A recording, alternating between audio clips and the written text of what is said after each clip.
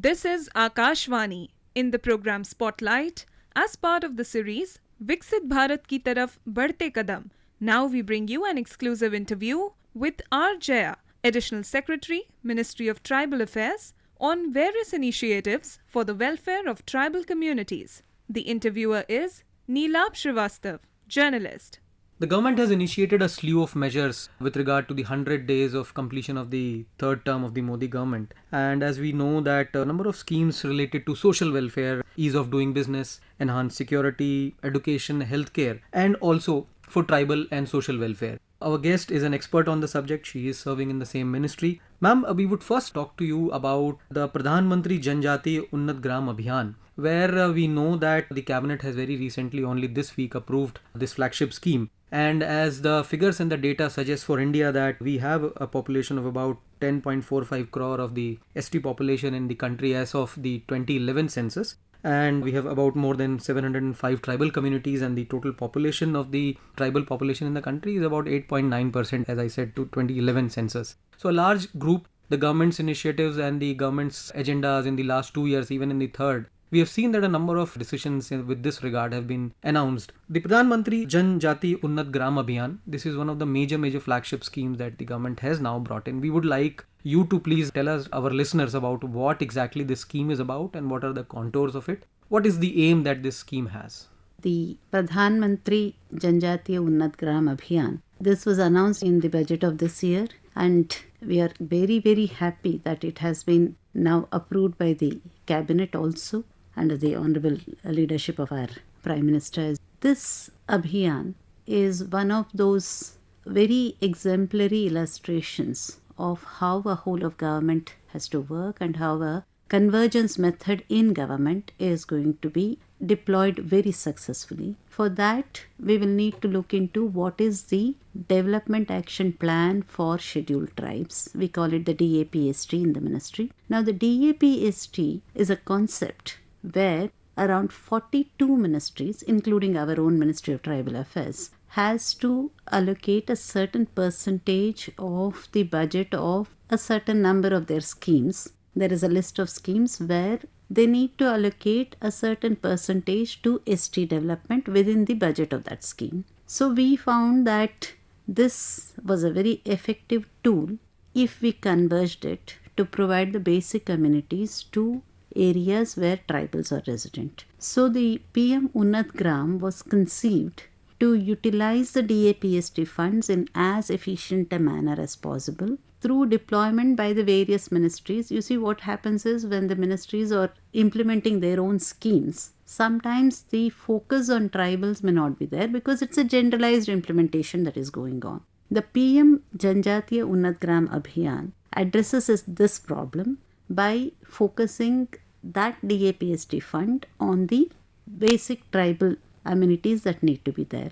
This is an Abhiyan which has 25 interventions with convergence of about 17 ministries. So it covers housing, PMAY Gramin, it covers drinking water, it covers roads, it covers some livelihood aspects from our ministry, it covers the electrification, it looks at connectivity issues, it looks at educational facilities, because these could be very small places where schools may not be viable. So the idea is that have hostels so that children are able to study. So if there is an educational intervention, then the same logic that if you cannot have a PHC or a medical sub-center in, say, the tribal area because it is not fulfilling the norms in their own guidelines, then there is the medical mobile units that need to be there. So we have the health intervention. Ayushman Bharat cards are to be made, so there is a special intervention out there. So every sector, whether it is your livelihood, whether it is health, whether it is education, or whether it is infrastructure, these are sought to be addressed by the Pradhan Mantri Janjatiya Unnat Gram Abhiyan. Ma'am, when the cabinet approved it, the Union Minister for Information Broadcasting, Mr. Ashwini Vaishnav, also announced the contours of it. But what has been the budgetary allocation for this? And as you said, it was announced in the budget already. And also, if you can tell us about the expanse of the number of districts or villages that this will go across. Has this been charted out, or this will be a process that we will be doing it now way forward? to a large extent, this has been charted out. The budgetary allocation is about, including both the state and the center, is about more than 79,000 crores. In addition, we are covering 549 districts across 31 states and UTs. Further, the number of villages covered is more than 63,800 or so villages. So we do have the kind of places where this Abhiyan would be implemented. So 549 districts, that's a huge number, and the population covered would be about 5.5 crores. Ma'am, you said that there is this specific agenda for this scheme. When we talk about social welfare schemes, a lot of generalization happens because there are different sections that it addresses. But here we are talking about tribals. We also know about the PVTGs, which is abbreviated as the particularly vulnerable tribal groups. Are they going to be part of this, or they are being addressed by way of some other schemes? As you know, we already have the PM Janman Abhiyan specifically oriented towards the PVTGs going on already. It was launched by the Honorable Prime Minister at Khunti, the birthplace of Bhagwan Birsa Munda, on his birth anniversary, which is the Janjatiya Gaurav Divas in 2023. In fact, the PM Janjatiya Unnat Gram Abhiyan has kind of sprung from the experiences we had when we were implementing the PM Janman. So the PM Janman, we found, had a good takeoff. We were able to reach out to the ministries. We were able to convince them that yes, this is something that needs to be done. So that is an Abhiyan. The PM Janman is an Abhiyan which covers about 45 lakh population of the 75 particularly vulnerable tribal groups. The PM Janjatiya Unnat Gram Abhiyan is, of course, the districts are also the same, because not only same, there we had about 200 districts being covered in the PM Janman. Here we have about 549 districts covered. The parameter for PM Janjatiya Unnat Gram Abhiyan is that there must be at least 500 population in the village, and of that about 50% should be tribals. So it is possible that the PVTG villages may or may not fulfill this criterion. That is why we have that different Abhiyan which is looking after how the amenities can be reached to those villages. There are certain saturation schemes, for instance, Nal Se Jal. So what these two Abhiyan do is they ensure that priority is given to the person in the last mile. Right. So reaching out to the last becomes, within a given time period, our major objective in many of these schemes, so that the waiting period decreases and we are able to reach out to them and make them a part of the national developmental process as early as possible. Pradhan Mantri Janjati Unnat Gram Abhiyan. This has just been launched. I'm sure the agenda of the ministry, the government also will be that it percolates down to the last man, to the last village. So how are you looking at propagating the message? How are we looking at onboarding the states? I'm sure the center will also require the help of the states. So what is the action plan like to put it in place so that the actual benefits reach the beneficiaries? There is a two-pronged approach to how we are going about doing this. One is we have been reaching out to all the ministries and the state departments about the Abhiyan itself since the cabinet approved it. Even before that, through our various approval processes, as you know, there are interministerial consultations that happen.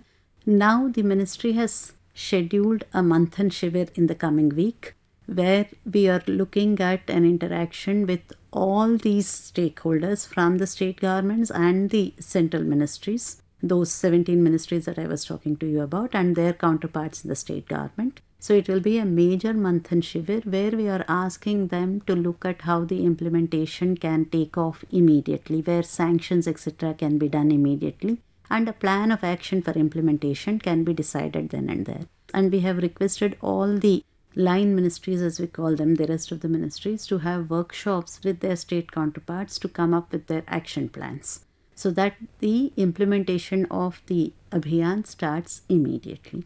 The other aspect is a major IEC campaign. We had done a major IEC campaign, an information, education and communication campaign, where we reach out, it's an awareness generation campaign where we reach out to the targeted groups and also to the general public, telling them about what this Abhiyan is. We had had some great successes when it came to the PM Janman. In January, we had undertaken from December 25th of 2023 to 15 January of 2024, we had had an intensive campaign. where we also had what are called beneficiary saturation camps, where we said that people without Aadhaar, people without Ayushman Bharat, people without community certificate, people without a Jan Dhan account, those kind of parameters and other benefits that both the state governments and the central government gives on individual basis, they should be added to the general PM Janman interventions, and we should be able to bring it out to all these people through camps. The manthan that you're going to have, are the stakeholders going to be from some tribal communities also who usually talk to the government or who usually represent the tribal groups? At this point of time, this manthan is for implementation of the scheme. So we are looking at the governmental institutions at this point of time. But we do want, and this is why I was talking about the IEC campaign, we had a similar exercise when we did the campaign for sickle cell disease awareness.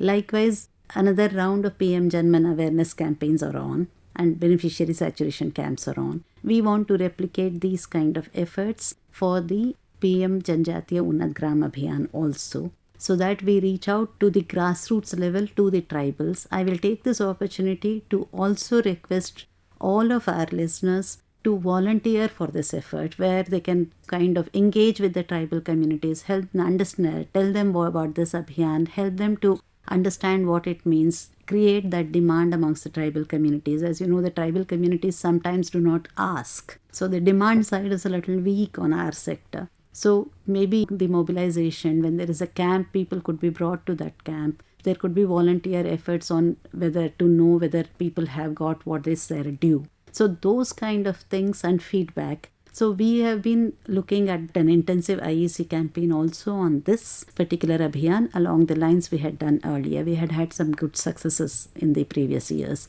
And of course, the engagement with the state governments and the central ministries and the progress in this particular field, that would be monitored on a very regular basis so that the time-boundedness of the scheme is maintained. We also know that there are so many other social welfare schemes that are also meant for not only people in general, but specific beneficiaries also are the tribal groups. So if I can remember correctly, is the Eklavya Model Residential Schools, the Janjati Vikas Mission, which is the Pradhan Mantri Janjati Vikas Mission. So what are these broad spectrum schemes that run along with or parallel with what you have now embarked upon? The EMRS, the Eklavya Model Residential Schools, and the scholarships schemes are two of our educational schemes. You will be surprised to know that from the 9th standard to postdoctoral level, scholarships are given to the ST students who are eligible. There is an income limit. I will not go into the details of it, but suffice it to say about between 32 to 35 lakhs of children are benefiting from the scholarship schemes every year. So that's the kind of scale we are dealing with. In the EMRS, we have about 410 EMRSs which have become functional. About 8,000 teachers have been recruited exclusively for the EMRSs. More than 1.5 lakh children are studying there from the 6th standard to 12th standard. And ultimately, we hope to have about 728 EMRSs with more than 3.5 lakh children getting their education through those residential schools. We want them to model them along the Jawahar Navodaya Vidyalayas. As far as the PM Janjatiya Vikas Mission is concerned, I think you have all heard about the VDVKs, the Vandhan Vikas Kendras. This is a scheme by which livelihood opportunities are generated for people who are basically minor forest produce gatherers. So it is reaching out to the last of the last. Thank you so much for talking to us, ma'am. Thank you.